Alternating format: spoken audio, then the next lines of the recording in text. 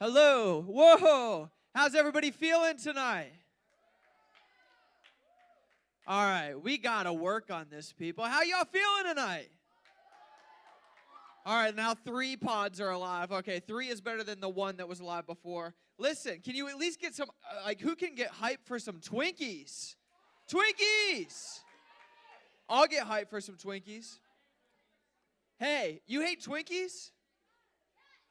Twinkies hate you, bro. They told me. Hey, we are so excited that you're here tonight and got a little game we're going to play because everybody likes games, right? Raise your hand if you don't like games. Wow. Everybody likes games. All right, so here's the deal. Okay, this is the first part of the game because we're going to have a tournament tonight. Okay, going to have a tournament. But because there's an uneven number of pods, 3 of you are going to get a first round bye in the tournament, and 2 of you have to face off to get into the tournament. I know, it's unfair, right? But in order for this to happen, okay, I'm thinking of a number between 1 and 10. Let me think of it. All right, got it? And everybody needs to give their number for their pod, for the whole pod. All right. Okay, number 5, 7, number here, 4, 3, 6. Okay, the number was 6, and the furthest away was 3 and 4. 3 and 4. So 3 and 4, you're going to be competing in this first round of this game. I need everybody to pay attention. All right? The game we're playing is, drum roll please, reverse charades.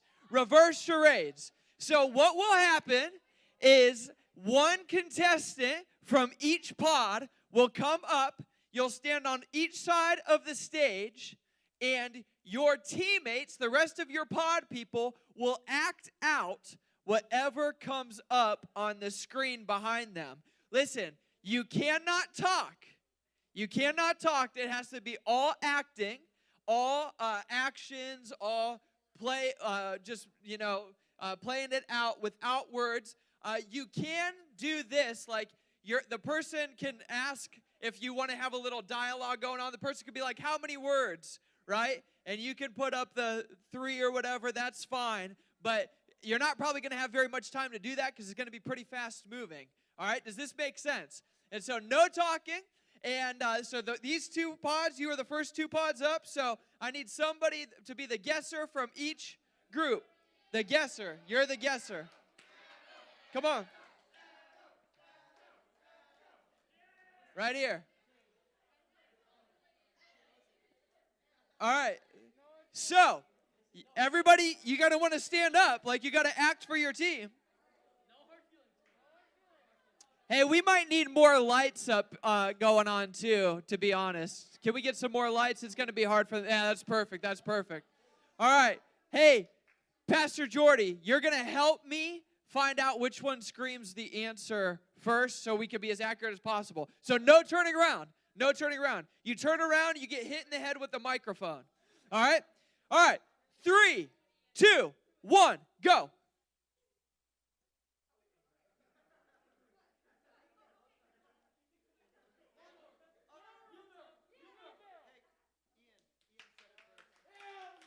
Did he say the whole thing? He's got to say the phrase. Well, it's still going. It's not over.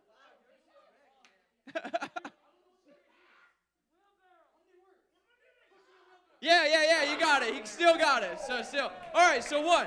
So you guys got to keep the score as a team. So you guys got 1. All right, next round. Ready? Go.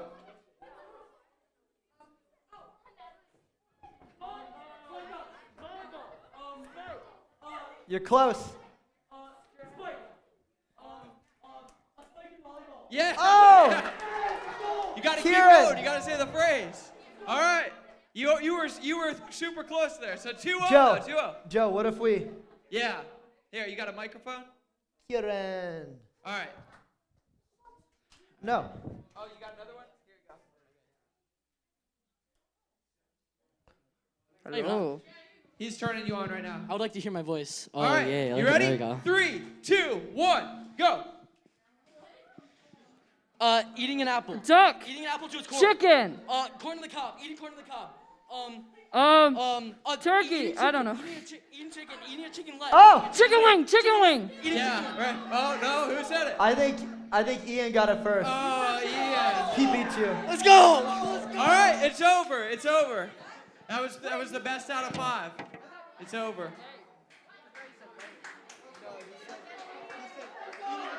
Eating a chicken wing, eating a chicken leg, eating it, and then you said it out. Yeah. All right. Sorry, man.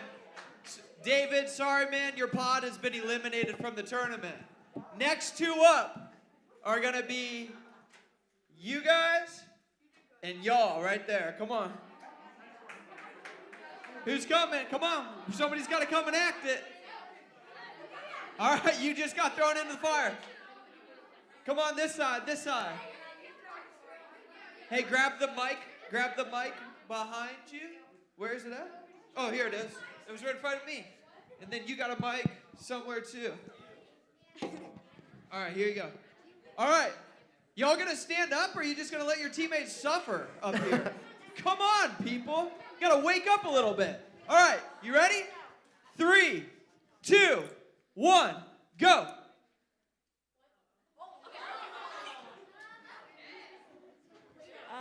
Make sure to Petting say it dog. loud. Say Petting it dog. loud. Worm. Getting Jesus. diaper or Baby Jesus. Dirty diaper. Changing a baby's changing diaper. Yeah, right here, Oh. right here. She got it. Changing a diaper. Good job. Hey, you're going to want to shout it out so we can hear you. Shout it out. You can't be afraid on this microphone, all righty? Round 2, ready? 3, 2, 1, go. Friends.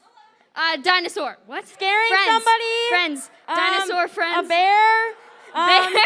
A bear. Hug. Bear hug. Yeah, right here. 1 to 1. We got some competition. That Okay. was close. Ooh. You got bear, but you didn't say hug. Close. All right. Round 3, 3, 2, 1, go. Golf. Golfing. Baseball. Golfing.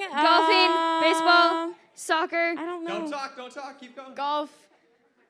What is Catherine doing? Hockey. Yeah, What? you got it. Hockey. Not it. Right. Two, Two one. words? 2, No, 1. no. Yeah. All right. Playing hockey. Yeah. Playing hockey. Playing 2 to 1 this team. All right. You ready? 3, 2, 1, go. Drinking tea. Drinking a cup Tea of party. tea. No. Sipping tea. Oh. That was a little borderline. I'll give it to you. Be What'd we careful see? on talking. Little. Yeah, that's game. 3 to 1. All right. Next round. That one's over. You can just set it on the stage. Yeah, there you go. All right, y'all and y'all.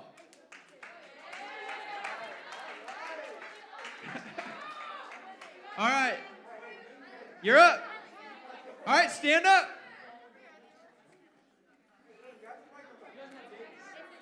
You guys are my babies. You ready? 3, 2, 1, go. Farting. Yeah, she got it. No, she got that one. All right, 1-0. Ready? 3, 2, 1, go. Sleeping. Workout. I don't know.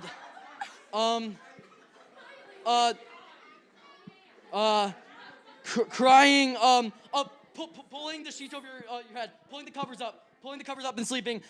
Sleeping and crying. Sleeping. Sleeping under a blanket. Yeah, I'm gonna give it to you. That's pretty close. Sleeping under covers. Yeah. Yeah, 1 to 1. 1 to 1. You were like this. I was like crying. Oh, okay. All right. 1 to 1. We got an intense. I'm loving the acting. You two got the acting going on. You ready? 3, 2, 1, go. Pushing. Building a snowman. circle. Yeah, right. Yeah. Let's 2 go. to 1. Let's go. 2 All right. If you win one more, you make it to the championship. You guys ready? Come on, You guys. guys got to win the next got this. two. Ready? 3, 2, 1, go. Cheering. Ballerina, queen, fairy princess, butterfly, angel. what? Speaking snow angel. Holy Spirit. Angel, singing angels, angels in, angels in the, Singing. what? Kissing, angels kissing, Snow angels. angels blowing, angels, dude, what? Angels, Singing. angels singing. I said singing angels. 2 words. Singing angels. Angels singing. How is this not right? I said it's singing angels. Angels singing. Show them how many words it is. Singing of angels. Yeah, that's it. Sing like an angel. Sing like an angel. All right, they won. So close.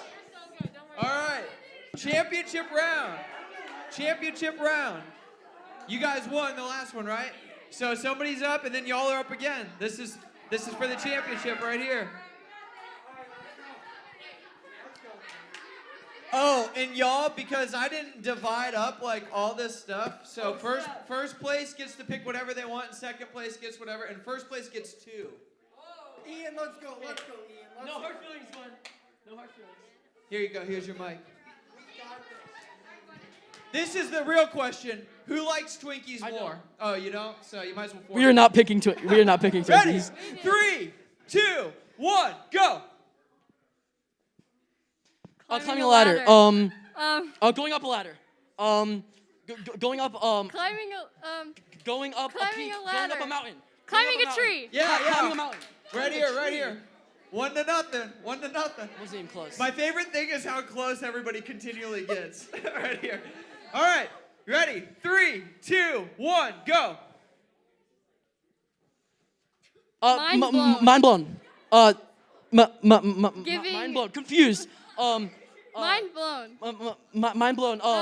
Losing my mind. Yeah, right here. 2. Come on, man. You got this. What's going on? You guys are on the brink, 1 away from victory. From all the Twinkies you can eat. Ready? I know, dude. 3, I'm making sure they don't cheat again. 1, go. Chicken fight. Boxing. Boxing. Boxing. Beating you up. A chicken. Chicken climbing. Chicken boxing. Boxing. Get your head knocked off like a chicken. Chicken running headless. Rooster fighting. I don't know, dude. Give me something better. Fighting chicken. It's a chicken. Chicken. Dude, I don't know. Punching bag. I don't know. Punching Chicken. a chicken. Turkey. It's a boxing turkey. Thanksgiving Turkey fight. boxing. Fighting Thanks- fighting a turkey. Punching a turkey. Yeah. So close. 2 to 1. We got some competition. Are you guys gonna come back? Can you come back? Andy went like this, and I got it. All right. 3, 2, 1, go. Ice skating. Skiing. Yeah, right here. 2 to 2. That was. Oh, this is for all the This is marbles. it. Yo, this is for all the Nutter Butters right here. Hey, if you think these guys are gonna win, make some noise. If y'all think these guys are gonna win, make some noise. Oh, there we go. All right. For all the snacks, 3, 2, 1, go. What? Bowling. Skating. Ringing a Thanksgiving. doorbell. Ringing a doorbell. Christmas. Delivery. Delivering a package. nothing. Deliver.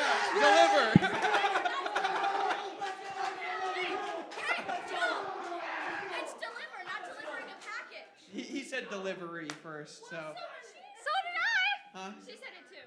Well, She just didn't you get to choose 1, they get to choose 2. Y'all get to choose 2, y'all get to choose 1. What? Oh yeah. We got Girl Scout cookies. All right. Hey, the worship team is coming up. Hey, make some noise if you're excited to worship Jesus tonight. What? I'll announce that later. So, hey, go ahead, stand up. What? Oh, it's not? Technical difficulties? Here you go. You can have this one. Remember, it's message, 2 songs, group discussion. crush it one song. I lied. You're not worshiping right now. So, sorry. I got you hyped up for no reason. I just wanted to see who really wanted to worship tonight, you know? Do I have somebody's glasses ready?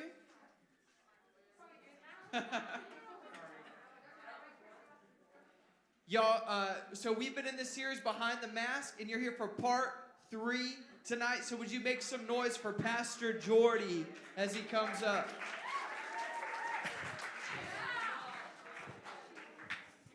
Joe, how about you and I just lead worship instead? Yeah, deal. We got it. Hey, so can I pray for y'all?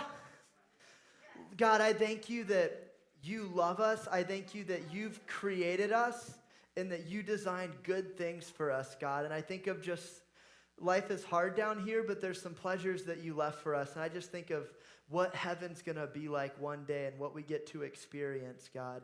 I pray that we would just come to know you more and more throughout this message, and we would come to know who we are through what we're learning about and as we learn more about you. In your name we pray, amen. So like Joe said, we are in part 3 of Behind the Mask.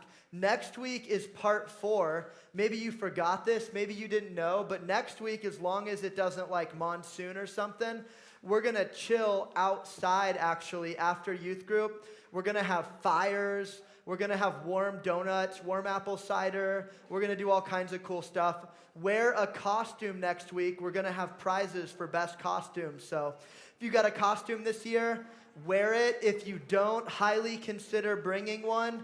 If you don't have one, you can still come, but you're going to be missing the MO because it's going to be pretty awesome to be dressed up tomorrow. Who's got a sick costume?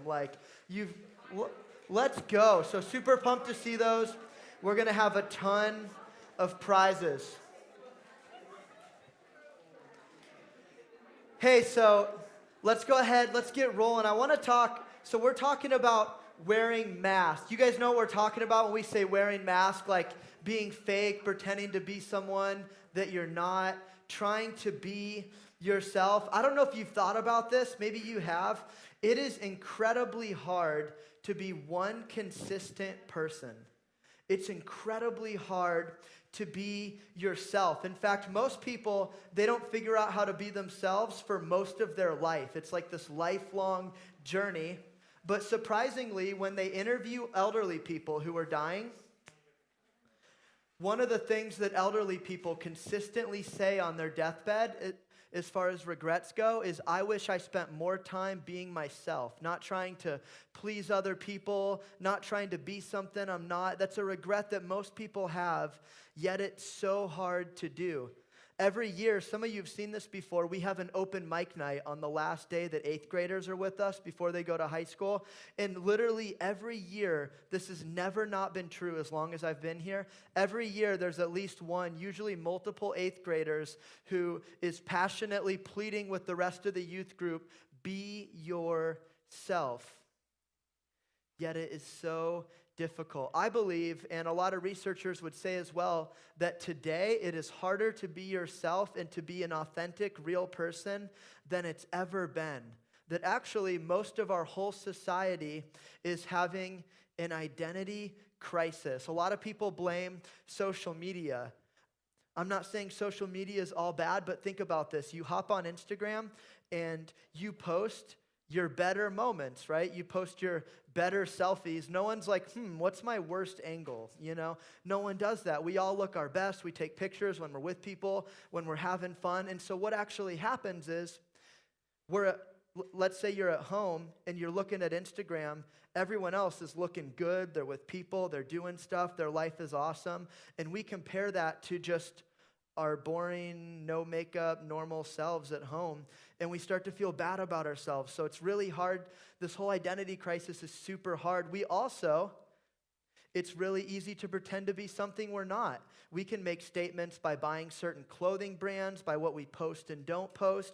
And so it's incredibly hard to be authentic. Joe's been saying all throughout this series that most people wear up to 20 psychological masks, which means they wrestle between being like all these different people and different kinds of personalities. There's an author that I really like named Mark Sayer.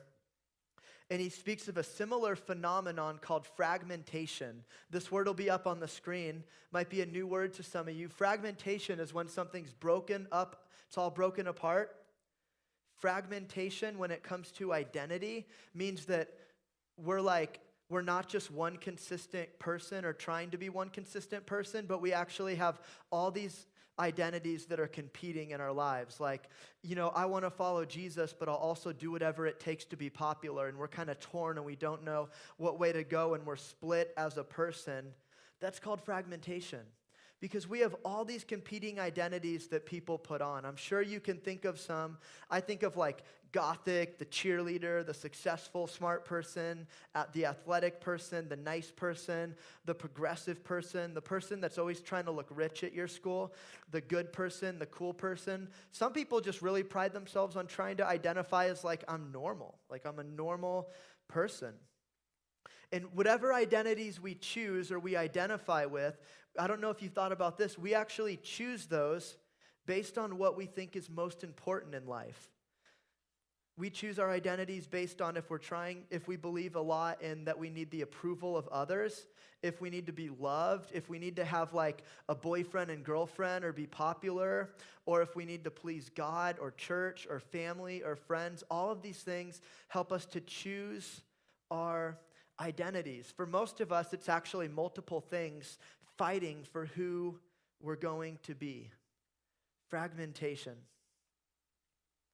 And I want to give you guys some examples of an identity crisis. So we're going to look at some hypothetical people who are very normal. It describes a lot of us, but I'm not talking about anyone specific in this room.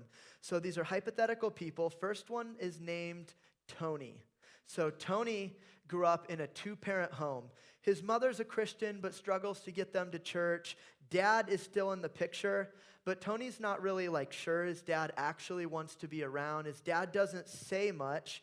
He works all the time. He gets home super late every night. He works construction, and when his dad is home, it's apparently a really high priority to be up to date on everything football and ESPN.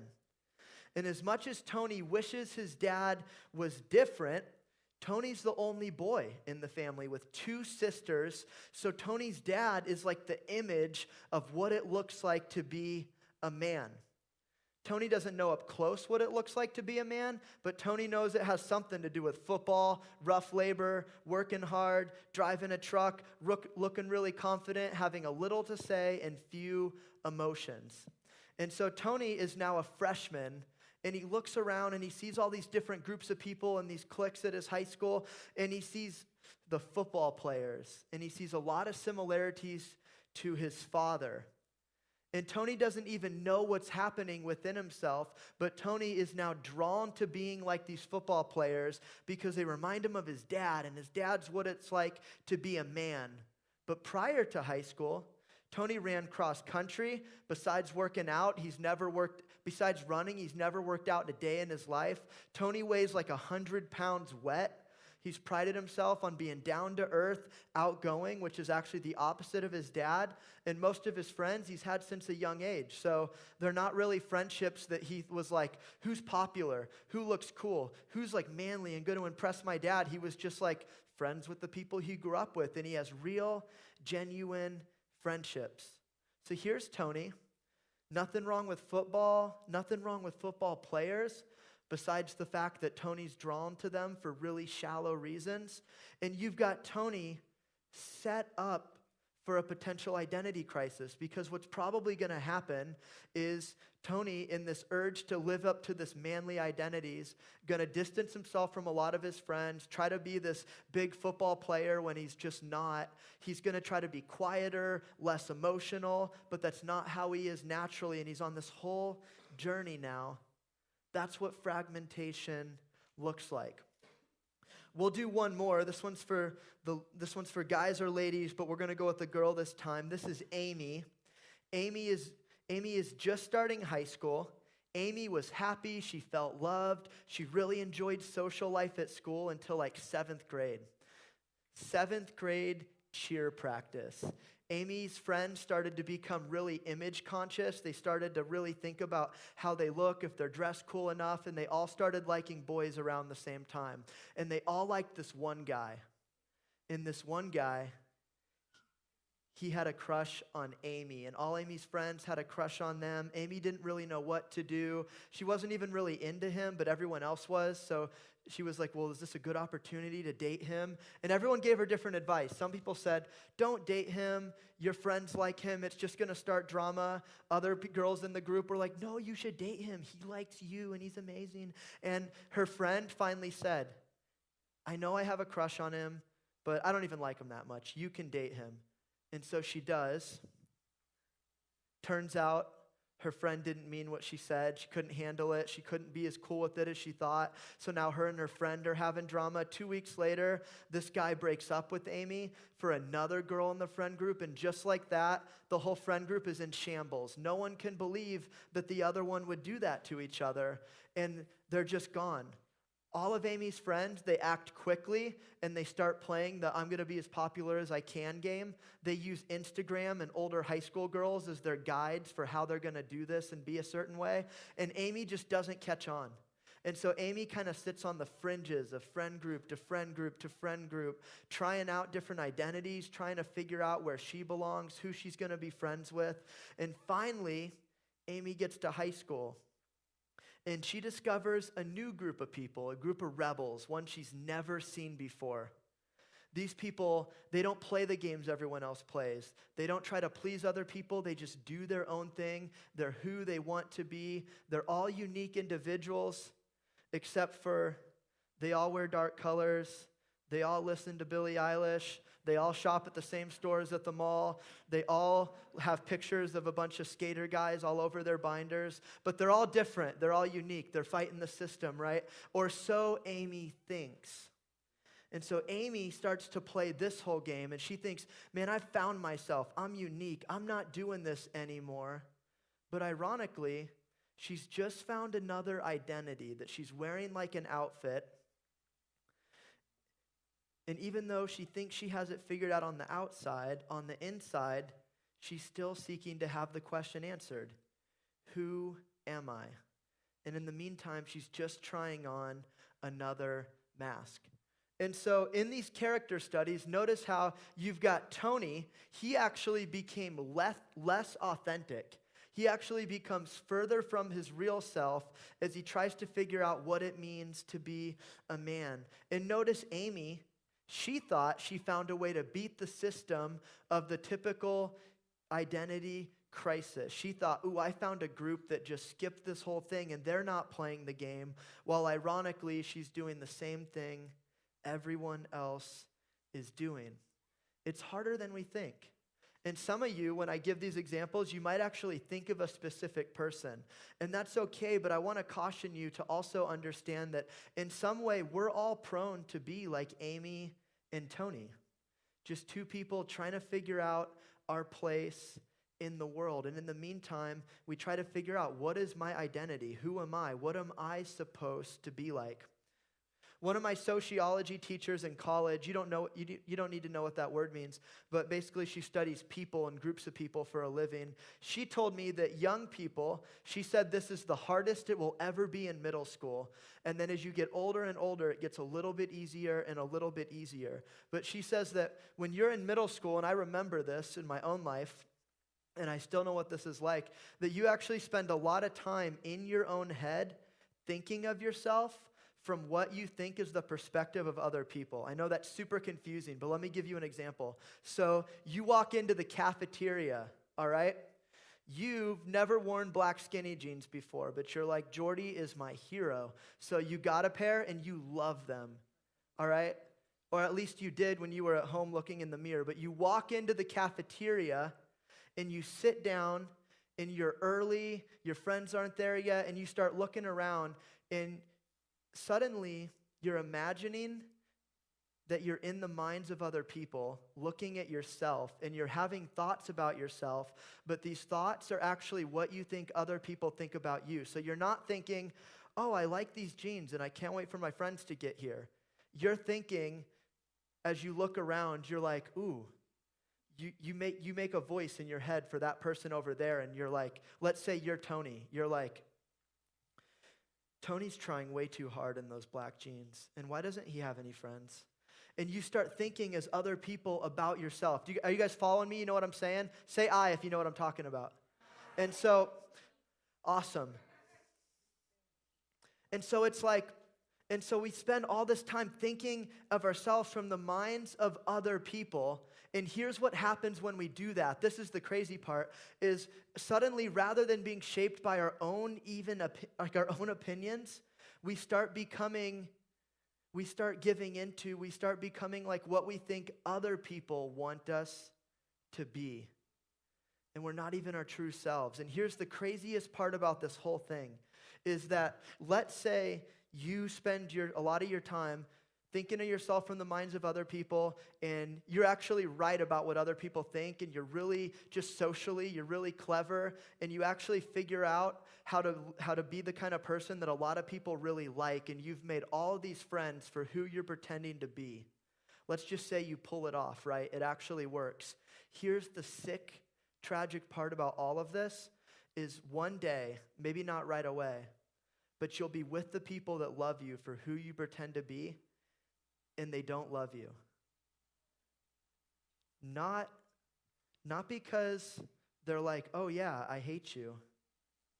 Because they don't know the real you. So how could they?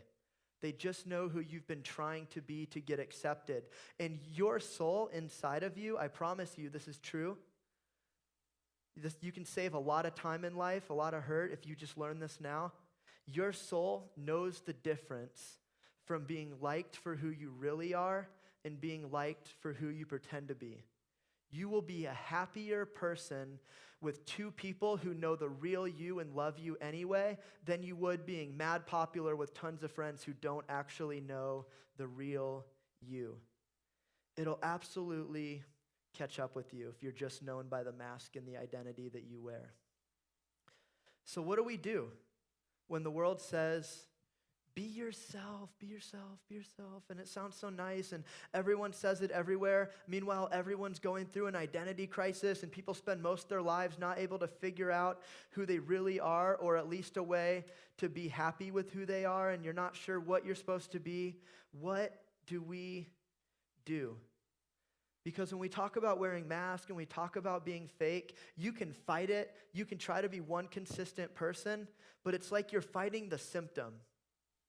It's like if you're sick and you're just fighting the symptom, but you're not actually taking care of the sickness. There's bigger questions underneath that we need answers to. And the question is, who am I really? Who am I? Who am I supposed to be? And I believe, the reason I bring this all up in the first place, even though it's painful, I believe that the Bible actually gives us really good, really clear answers to these questions. But it's found in the narrative of God's relationship with the world, and a lot of times we just miss it. We just miss it, but it's so important. And so today, we're going to go all the way to the beginning of Scripture. We're going to jump around the Old Testament, and we're going to answer this question, who were we supposed to be? And so if you guys can put my next slide up, Genesis 1:26, check this out.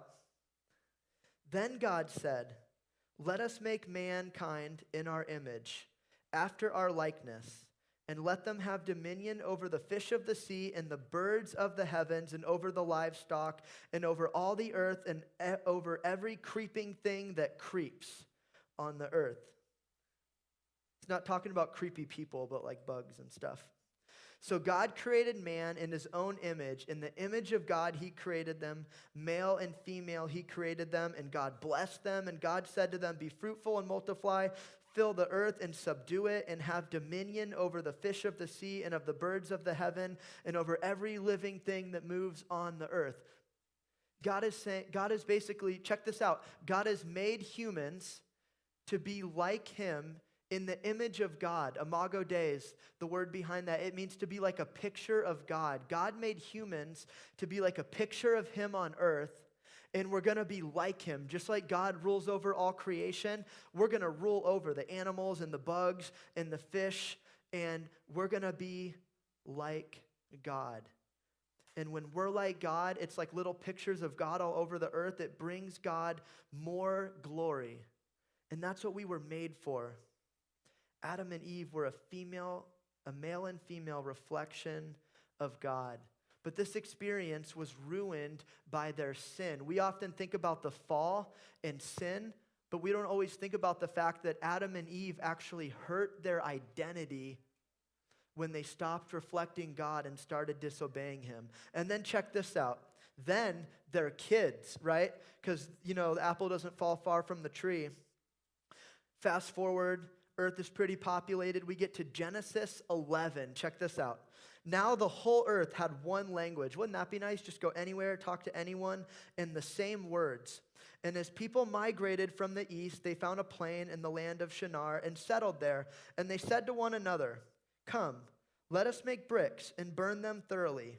And they had brick for stone and bitumen for mortar. Basically, they got new technology. They figured out new ways to do construction, how to make basically like what we would maybe call cement today, something similar. And now they can make all these awesome, strong buildings. And they're feeling pretty good. They're like, we are sick. We're awesome. Then they said, "Come, let us build ourselves a city and a tower with its top in the heavens, and let us make a name for ourselves." And so already they've lost giving God glory. They've lost being a reflection of God, and they thought, we're awesome. We're going to make a name for ourselves. Then, what does the Lord do? Verse 5, he comes down and looks. Verse 6, and the Lord said, "Behold, they are only one people, and they have only one language. And all this is only the beginning of what they will do." God looks at the path they're on, and he's like, oh, this is not going to end well. So God intervenes. He confuses their language. Now they don't have one language. They have multiple languages, and they're dispersed all over the earth. And this place is called Babel because everyone was like, Babel, Babel, blah, blah, blah. No one could talk to each other all of a sudden. And then we go a little bit further, and God picked a nation called Israel, and Israel is going to represent God to the earth. They're going to be in the image of God. They're going to live like him. Human beings are made like God, but Israel is going to be the one who actually obeys and reflects God, and they're going to lead the world back to him because they obey him and they worship him. That's supposed to be Israel. And so Israel wasn't doing that, so they became slaves in Egypt. Then God set them free, and they got another chance, and Moses is their leader. And Moses goes up on a mountaintop retreat to encounter God and bring the word of God back to the people. This is the longest passage we'll read today. It's one of the craziest stories in the Bible. It's kind of like a long movie. When you get to the end, it's worth it. Trust me, this one's worth it. So, check this out. Exodus 32, verse 1. When the people saw that Moses delayed to come down from the mountain, Moses was taking a while, okay? The people gathered themselves together to Aaron and said to him, "Up, make us gods who shall go before us. As for this Moses, the man who brought us up out of the land of Egypt, we do not know what has become of him." So Aaron said to them, "Take off the rings of gold that are in the ears of your wives, your sons, your daughters, and bring them to me." So all the people took off the rings of gold that were in their ears and brought them to Aaron. And he received the gold from their hand and fashioned it with a graving tool and made a golden cow. And they said, "These are your gods, O Israel, who brought you up out of the land of Egypt." Notice the lowercase g gods. This is not the one true God. They're now giving credit to a false god. When Aaron saw this, he built an altar before it. And Aaron made a proclamation and said, "Tomorrow shall be a feast to the Lord." And they rose up early the next day, offered burnt offerings, brought peace offerings. The people sat down to eat and drink and rose up to play, a.k.a. they partied. This is actually a famous painting of the 1600s of this very incident. You can see them partying. They've got the golden calf. They're having a good time. But the story goes on. And the Lord said to Moses, because God knows what's going on, "Go down, for your people, whom you brought up out of the land of Egypt, have corrupted themselves. They have turned aside quickly out of the way that I have commanded them. They have made for themselves a golden calf and have worshipped it and sacrificed to it. These are your gods, O Israel, who brought you up out of the land of Egypt." And the Lord said, "Therefore, let me alone, that my wrath may burn hot against them, and I may consume them, in order that I may make a great nation out of you." God's basically like, Moses, I am sick of these people. I'm going to punish them, and whatever's left, they're going to obey me, and they're finally going to reflect me to the rest of the world, and they're going to live in their true identity, and things are going to be good. But Moses begged God and said, "O Lord, why does your wrath burn hot against your people, whom you have brought up out of Egypt with great power and with a mighty hand? Why should the Egyptians say, 'With evil intent did he bring them out, to kill them in the mountains and to consume them from the face of the earth?'" Moses is begging God, and he's making the argument to God. He's like, "God, think about this. You rescued your people from Egypt. If you just kill your people in the mountains, what does that say about you to the people of Egypt?" Moses is saying, wouldn't it give you more glory? Wouldn't it be better for your people to prosper? Wouldn't that look better? Turn from your burning anger and relent from the disaster against your people. And then Moses brings up this old promise that God had made to descendants who were no longer alive, but whose kids made up the nation of Israel. He says, "Remember Abraham, Isaac, Israel, your servants, to whom you swore by your own self, and said to them, 'I will multiply your offspring as the stars of heaven. All this land that I have promised you, I will give to your kids, and they shall inherit it forever.' And the Lord relented from that disaster he had spoken of bringing on his people." Now check this out. This is where it gets crazy. So God's like, all right, we're not gonna wipe them out. Verse 15. "Then Moses turned and went down from the mountain with two tablets." These aren't like apple tablets. These are like stones with words engraved in them that are directly from the Lord, in his hand. Tablets that were written on both sides. On the front and on the back they were written. Tablets were the work of God, and the writing was the writing of God engraved on the tablets. Important stuff, right? "Then Joshua, who was with Moses, heard the noise of the people as they shouted. He said, 'Moses, there is a noise of war in the camp.' But he said, 'It is not the sound of shouting for victory or the sound of cry of defeat, but the sound of singing that I hear.'" Remember, there's a party going on. "And as soon as he came near the camp and saw the calf and the dancing, Moses' anger burned hot, and he threw the tablets out of his hand and broke them at the foot of the mountain. He took the calf that they had made and burned it with fire and ground it to powder and scattered it on the water and made the people of Israel drink it." Straight up, you can't make this stuff up. Can you imagine that as a punishment? Like, Travis Kahn, did you sneak up and play PS4 last night from like midnight to 3 a.m. when I grounded you from that? All right, honey, here's what we're going to do. Give me your PlayStation. Matt Kahn, take your brother's PlayStation, blend it, put it in a smoothie. Travis, here's your dinner. Right? Could you imagine, like, anything you do wrong, you just eat it? Moses made them eat it. There's all kinds of theories about why Moses did it. I'll say at the very least, if you think about it, they had all this gold. They worshiped a false god. How better could you desecrate this false god and this gold, right? Like, think about what happens when you eat something. Like, what must come in, must come out. It gets really nasty. Let's just say no one's getting that gold back, right? And so Moses got his revenge on these false gods, no doubt.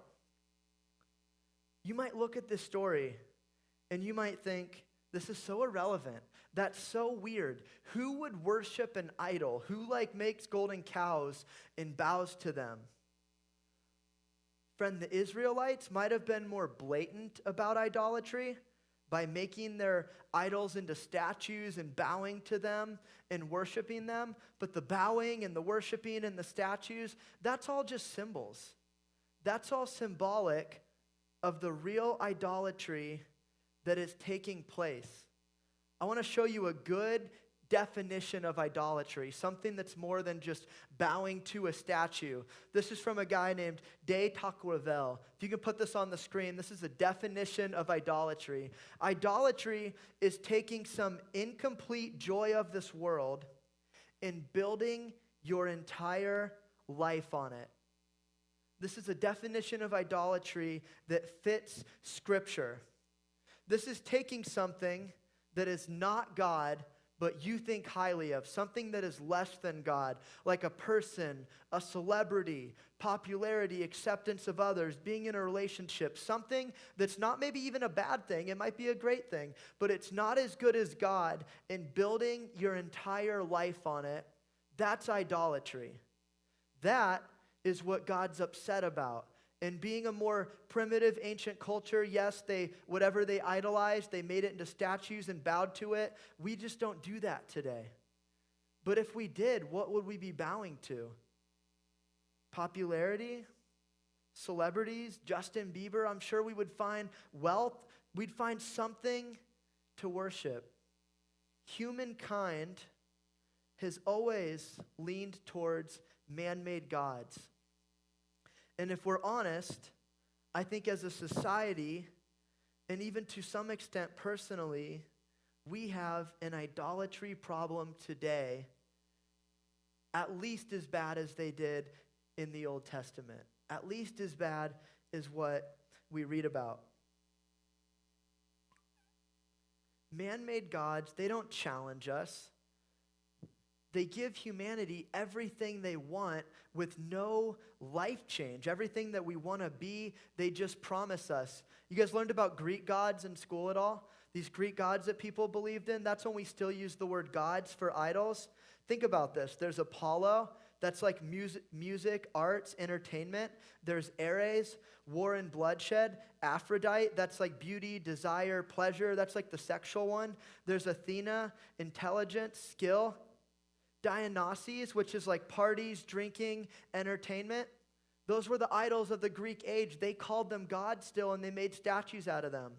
We don't do that, but think of our idols in today's culture. YouTubers, vloggers, musicians, actors, rich people, athletes. What's behind those things?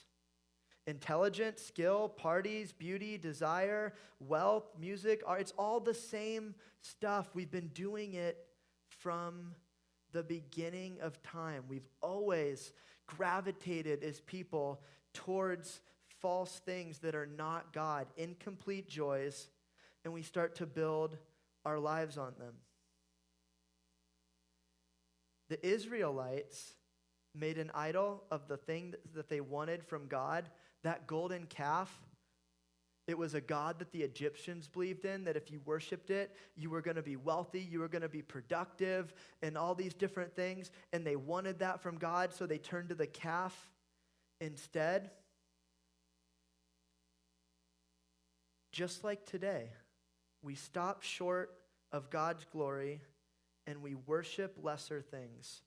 And as we worship lesser things, we reflect them. Think about humanity for a moment with me. Think about this. Humanity as a reflective being, us as reflective people. The United States apparel, like clothing market, was valued at approximately $368 billion last year.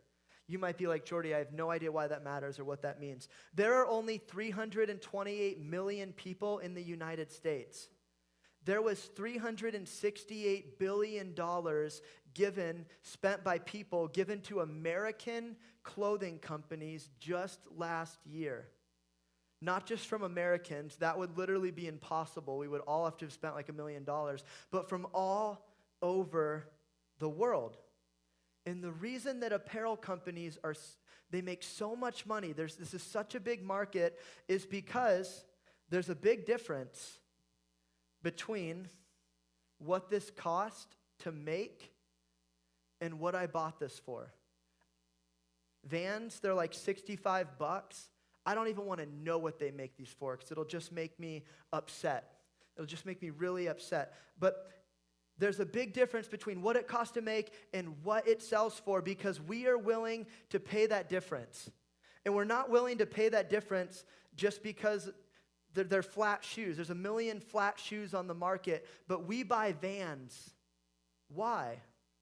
Because clothing runs way deeper than just its practical purpose of being shoes. Clothing is tied to our identity.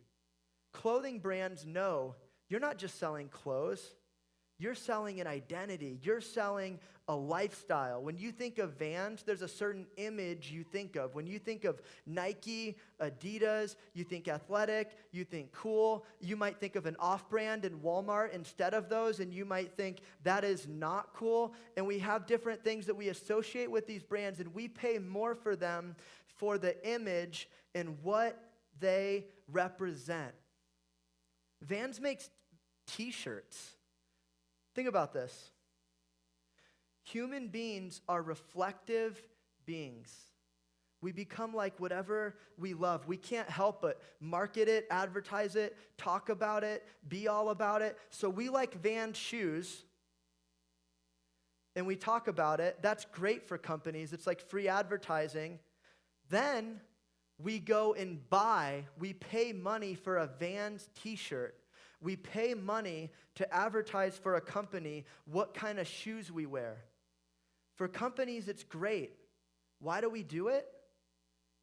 Because now, as I buy this and I wear this item, I get to identify with a lifestyle that people are going to think is cool, and it represents stuff that I want to be known for. We can't help but reflect and identify with whatever we love. Don't point at anyone now, but you guys seen anyone flexing their AirPods when AirPods came out? Remember when AirPods came out? How many, we're not going to point at anyone. Like I said, it's a cringy phase for many of us. But if we're being honest, how many selfies did we see where someone who normally never has headphones in their picture suddenly has AirPods in? Like 50% of selfies had AirPods in them when AirPods came out. Everyone just wants to flex and be known for, I have AirPods. We are reflective beings, giving glory to and becoming the image of whatever we love and admire. This is how God made us to fulfill our purpose. God did this on purpose. This is also why what we worship and what we idolize is connected to our identity, because we're going to become like whatever we worship, whatever we idolize. When that's God, then we become like God, which is who we're made to be like. There's a tradition called Passover in the Bible. We're not going to talk about all of that now, but there's a psalm that was sung on Passover, and it reflects this very thought. This is the last scripture that we'll read today. Psalm 115. You've probably heard the beginning before. Not to us, O Lord, not to us, but to your name give glory, for the sake of your steadfast love and your faithfulness. Why should the nations say, where is their God? Our God is in the heavens. He does all that he pleases. The author's saying that God is his own being and he does what he wants. Then he says, their idols, other nations, not Israel, are silver and gold, the work of human hands. They have mouths but do not speak, eyes but do not see, ears but do not hear, noses but do not smell. They have hands but do not feel, feet but do not walk, and they do not make a sound in their throat. they're dead, they're man-made. In verse 8, those who make them become like them, so do all who trust in them. One of the most famous Christian thinkers of all times, he has this book that he wrote called A Commentary, and he has this quote from this guy that like no one's ever heard of. Maybe Joe has, because Joe reads a lot. But this guy named E.W., and if you go to this next slide, I want to read this quote. It's about verse 8. Those who make them false gods become like them, so do those who trust in false gods. He says, everyone is just what his God is. Whoever serves the omnipotent, that means all-powerful, is omnipotent with him. Whoever exalts feebleness and stupid delusion to be his God is feeble along with that God. Friend, your identity follows your worship. You are like what you worship. If we worship false gods, things that are dead, things that aren't real, things that are not the one true living God, we become like those things. Our sense of self, our sense of who we're supposed to be, our sense of beauty and meaning is found in what we worship. So for that reason, God made us in his image, able to be like him, like no other being can in existence. And he made us to worship and glorify him and to be his image all among the earth. If we worship anything less than God, we will be in the image of something less than God. And you will long for more because you're made for more. And so when it comes to identity, you don't need to look within. You don't need to try out different masks. Instead, you just need to become obsessed with God and his glory. Because as we reflect God and share in his glory, we're going to be fulfilled as we are finally the exact people that our souls truly long to be. We're happiest, our souls are most at rest when we're worshiping God. You know, one thing that just really speaks to the truth of this, I'm going to ask you to raise your hands because if God did something for us or in us, it's an act of worship to be real about that. How many of us, at some point, maybe on a retreat or at youth group or at home with some headphones in or something, were worshiping God and you were just praising him, you were singing things out to him, and suddenly you have this feeling like never before that you're a whole person, that you're okay, that you're happy, that you've like found yourself. Like there's just this inner peace that makes no sense while you have it, and it can even be like this overwhelming moment, and it comes from God. Not when you're hearing a message, not when something nice is happening for you, but for when you're worshiping him. Who's had a moment like that in their life? Be honest about it. A lot of you. And if you haven't, don't freak out. But think about this as a picture of our lives overall. You were worshiping God and you felt whole. Because when we worship God, we share and we reflect his image. And finally, as we're made to be in his image, here we are reflecting him. Worship team's going to come on up. I want to mention something. Maybe this stuck out to you. Maybe it bothered you. Some of you, you noticed God's jealousy with the Tower of Babel, and you noticed God's jealousy again in Exodus over the calf. And both times, he punished them. He changed their language. He confused them. He ruined their whole tower. Then with the golden calf, he was going to punish them really hard. And even his toned down version of punishment was they had to eat the gold, right? And it's actually a lot worse than that. There was like a plague after that went on a lot of the people. It was bad. God is jealous for us. And I want to caution you not to deny that, not to be uncomfortable with that, but to actually accept that God is for his own glory. And God is jealous when we glorify false gods. But rather than denying that, to join God in glorifying his own name and accept the fact that God's glory is a greater cause than ourselves in our own lives, and that sharing in God's glory is the greatest opportunity in life. In fact, Jesus died so that we could have this opportunity, that we could have a relationship with God, that we could be restored as a reflection of him on this earth and live up to what our image truly is.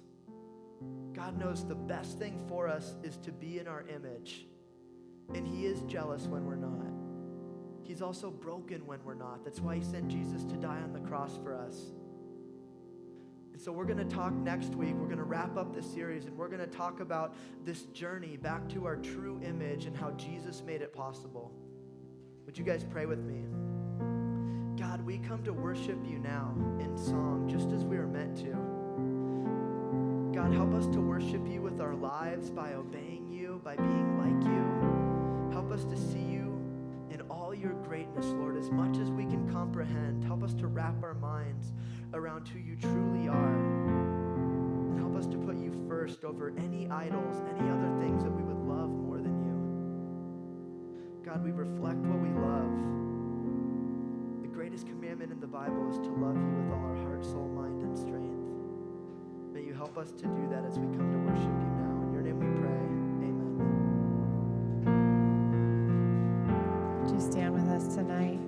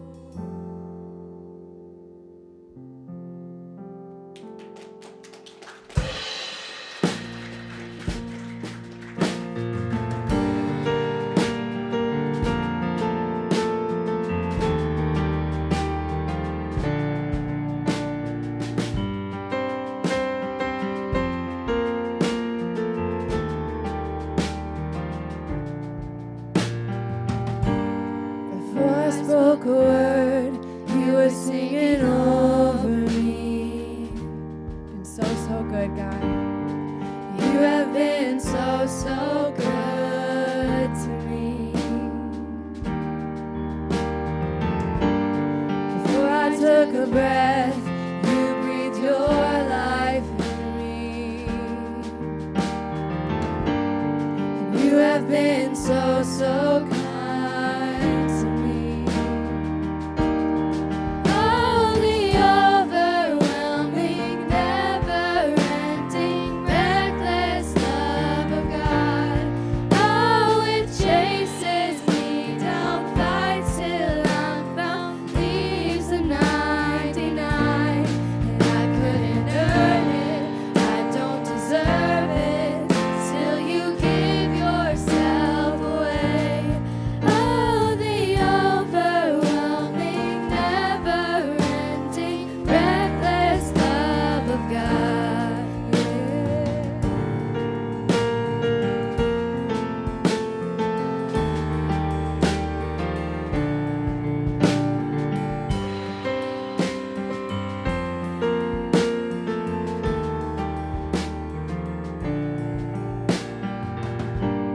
When I was your foe, still your love fought for me. You have been so, so good to me. When I felt no worth, you paid it all for me. You have been so, so kind to me. Oh, the overwhelming, never-ending, reckless love of God. Oh, it chases me down, fights till I'm found, leaves the 99. And I couldn't earn it, I don't deserve it, still you give yourself away. Oh, the overwhelming, never-ending, reckless love of God.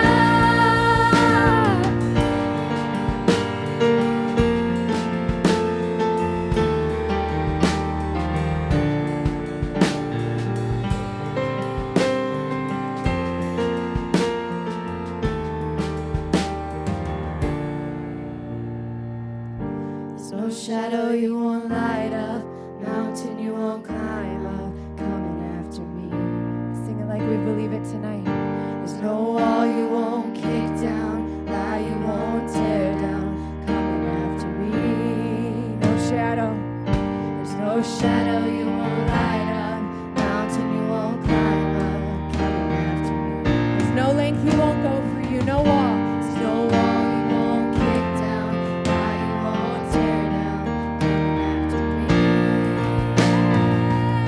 There's no shadow you won't light up, mountain you won't climb up, coming after me. There's no wall you won't kick down, lie you won't tear down, coming after me. There's no shadow you won't light up, mountain you won't climb up, coming after me. No, no, no. There's no wall you won't kick down, lie you won't tear down, coming after me. Oh, the overwhelming, never-ending, reckless love of God. Oh, it chases me down, fights till I'm found, leaves a 99. I couldn't earn it, I don't deserve it, still you give yourself away. Oh, the overwhelming, never-ending, reckless love of God.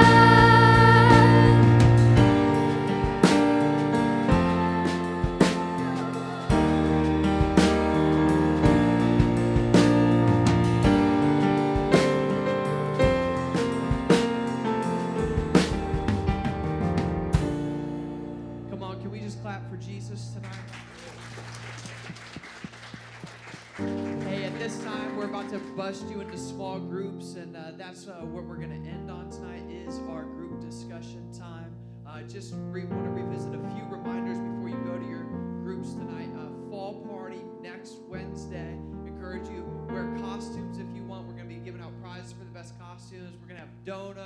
apple ciders. Apple cider. It's gonna be fun. We're gonna have a great time. So make sure you're here. Invite a friend to come with you.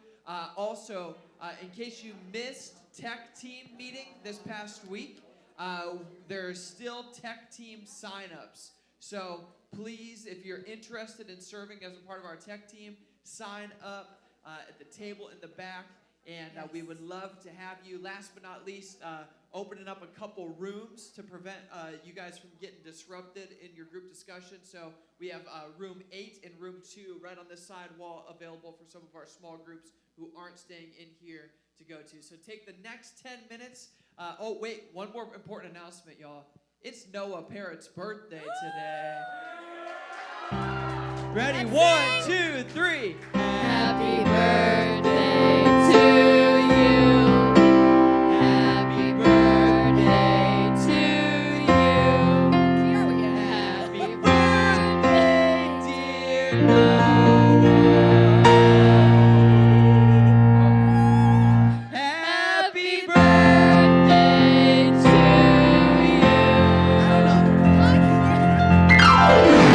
you. Break it down in your small groups for the next 10 minutes, and you will know it's time to come back to the room when you hear the church clap. Come on, somebody.